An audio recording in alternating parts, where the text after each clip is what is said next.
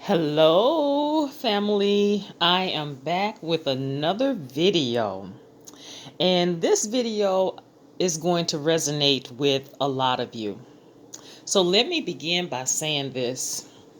You know what? If I had $1 for every time a narcissistic gang stalker made a particular statement that made me cringe, that I know deep down inside I'm looking at them like, I know you don't believe this, and I know that this is not coming out of your mouth. And it just makes you cringe on the inside that they could form their mouths to make such statements. And so, what are those statements? Well, I have a few of them here. Let me begin. If I had $1 every time a narcissistic gang stalker told me that, oh, I don't hold grudges against anyone. I hold no grudge. I forgive everyone. A lie. Oh, I didn't do anything wrong to anybody. I don't know why someone is saying these things about me. I didn't do anything wrong. A lie, especially if you witnessed the wrong with your own two eyes and you heard the wrong with your own two ears. It's a lie. Or they may say, well, what I did, it really wasn't that bad. Or I don't feel that I did anything wrong. It wasn't that wrong. Well, what does that mean? It wasn't that wrong. The last time I checked, right is right and wrong is wrong. Good is good and bad is bad. Sin is sin and righteousness is righteousness. Come on. That's a lie when you say that you don't feel that you did anything, so bad or so wrong to anyone.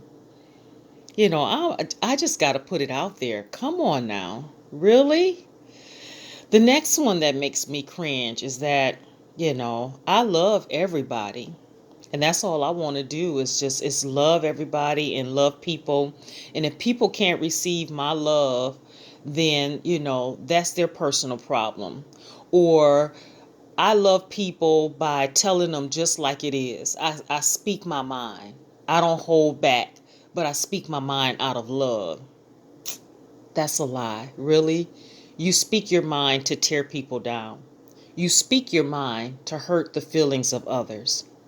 You speak your mind to do damage with that tongue that's in your mouth. They really should be praying and asking God to put a guard over their mouth, because some of the things that they say, they know that it's damaging. They know that it's hurtful.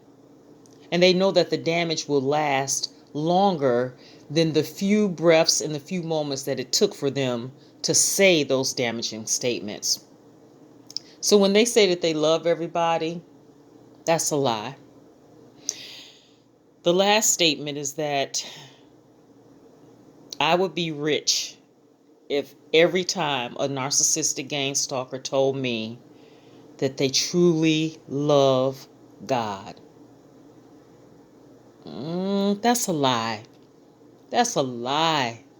Because if you loved God, you wouldn't do the treacherous things that you do. You wouldn't lie. You wouldn't manipulate. You wouldn't deceive. You wouldn't sow seeds of chaos, confusion, discord, and dissension. You wouldn't stab people in the back. You wouldn't gang stalk people. You wouldn't do smear campaigns if you loved God. And sadly, some of these narcissistic gang stalkers, they're in church. But yet and still, they wear this mask in church or wear this mask at their job. And when they get home, they're totally different people. These narcissistic gang stalkers are in what they so-called, oh, I'm spiritual now. But just as hateful as a junkyard dog, just as insidious and venomous as a rattlesnake. So when they say they truly love God, that's a lie. Because first of all, how can you love God whom you've never seen, but yet and still hate your brother who you see every day, or hate your sister who you see every day? There's something wrong with that statement. And so, it's really sad that these narcissistic gang stalkers, they double talk. They can talk out of both sides of their mouth, in which the Bible calls a person like this a double-minded person. And a double-minded person shouldn't expect to receive anything from God.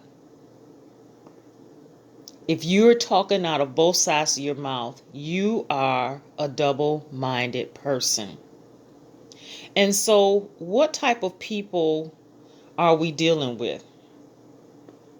If you have dealt with in the past or are dealing with a narcissistic gang stalker, you're dealing with someone who they will cut you deeply, and then they will go around and pretend that you cut them and they're the ones that's bleeding. And so we have to realize that what we're battling against. So what is it that we're battling against? Get this. We battle not with flesh and blood, but against principalities, powers, against the rulers of darkness of this age, against spiritual wickedness in high places. And so that's why the Bible tells us that we need to put on the full armor of God. Because these are the things that we're battling with when we're dealing with narcissistic gang stalkers. We're not battling against flesh and blood.